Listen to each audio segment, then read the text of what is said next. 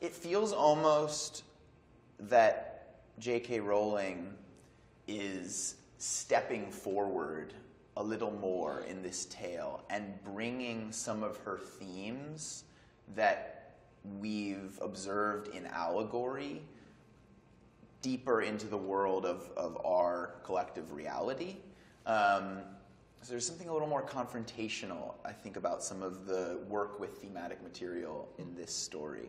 And I think Credence is a part of that. You know, I think Credence speaks to a lot of the people who were maybe attracted to Harry Potter when we were young because of the way that Harry Potter deals with themes of trauma, wounds, abuse, neglect, and the human longing to belong and the possibility of human connection.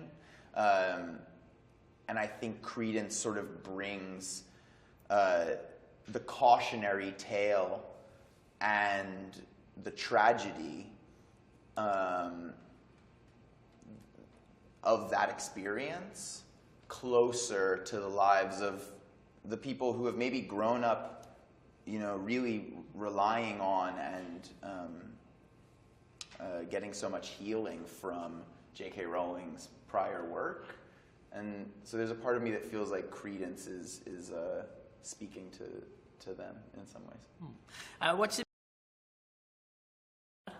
Yeah, I think at the root of these stories is this factor in the world, in this universe, that is a reflection of a factor that we see in our world, this divisiveness, you know, this sort of fascism that arises when we turn against anyone and try to view them as an entity separate from ourselves, right? Othering of humankind.